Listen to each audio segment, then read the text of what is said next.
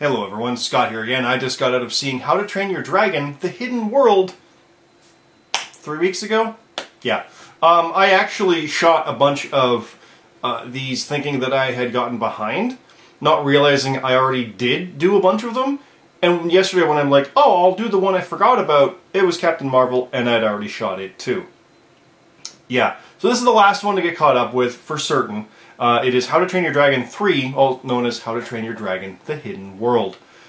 This series is actually very good. I saw the first one in theaters and was kind of blown away by it. It wasn't what I expected, but it did a really good job of establishing this kind of Viking world with dragons.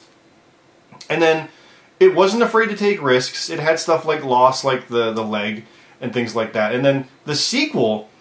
It's funny because after seeing the second one, or the third one, I thought it was the weakest, but going back looking at what I'd said about it, I actually have it listed as the better of the two. So the fact that the sequel is better, I don't remember it, but it did take more risks, it did have more chances, and I did remember the flying scenes were incredible.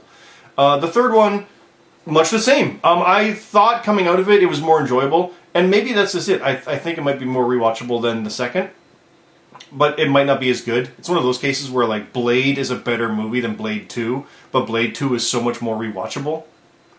I love the third one, Hidden World. It's kind of a silly thing. It's How to Train Your Dragon, How to Train Your Dragon 2, How to Train Your Dragon, The Hidden World. It's like, let's call it 3, because no one should be going into this one on their own. But you still could. There's enough of establishment of things that have come before that work in what they're setting up here. So you don't need to have seen it, but you get much more out of it. It is part 3 of a trilogy. And it is a closed trilogy. They're planning to end it here, even though they did incorporate things from the Dragon Riders of Berk and the animated series and all that stuff. It is its own 1, 2, 3.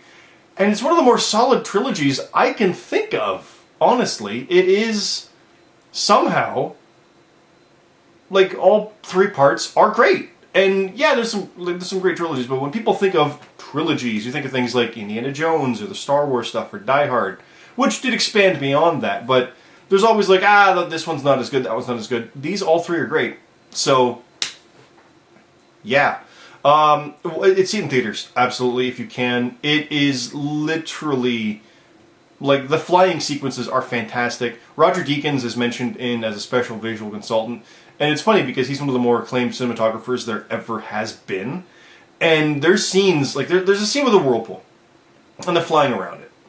And the camera is almost shaking like you would see from up, like, because the camera is in a plane shooting at something. It's way out there and it's close up. So it's like a little motion.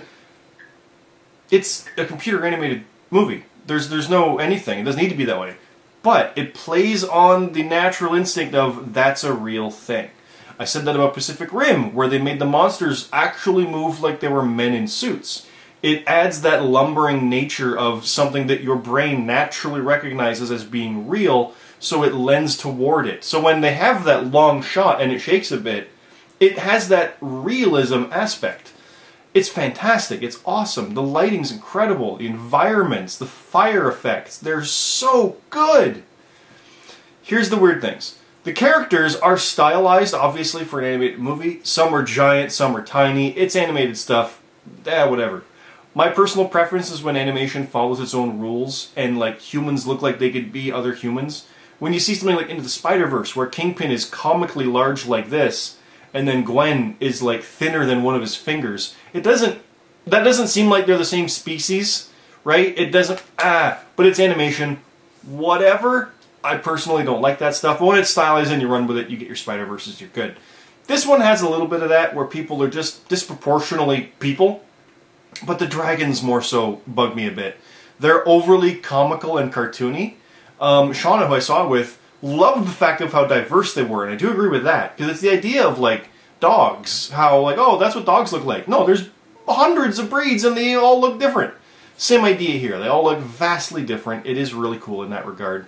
But some of them are like big, bulbous, silly ones with wings this big. It's like, I don't... That seems odd, but there you go.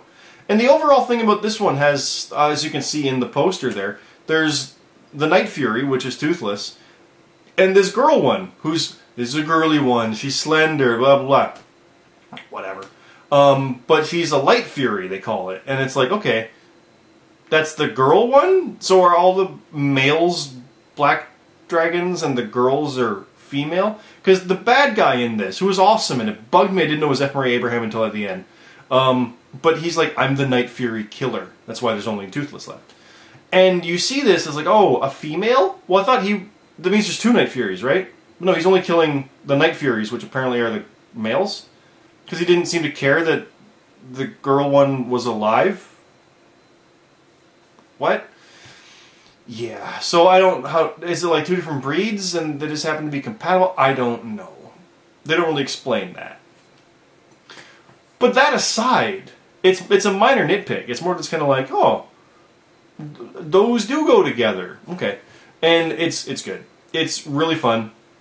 Awesome movie. Well worth watching in theater, like I said. We saw it in 3D, which, again, wasn't all that fantastic, except for the flying scenes. Oh my god.